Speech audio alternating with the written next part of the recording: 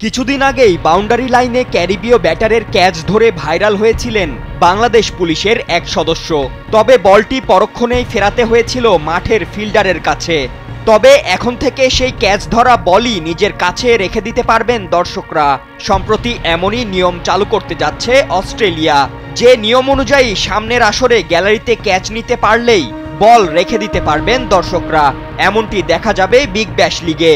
যুক্তরাষ্ট্রের major league বেসবলে অনেকদিন ধরেই চলছে এই দর্শক ক্যাচ নিয়ম, আর এবার ছেলে ও মেয়েদের বিগ ব্যাশে সেই নিয়মই চালু করতে যাচ্ছে আয়োজকরা। বিষয়টি নিশ্চিত করেছেন বিবিএল প্রধান অ্যালিস্টার ডবসন।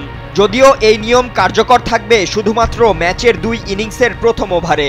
এই 2 ওভারে ছক্কা হয়ে গ্যালারিতে যাওয়া বল ক্যাচ নিতে পারলে সেই বল বাসায় নিয়ে যেতে পারবেন দর্শকরা।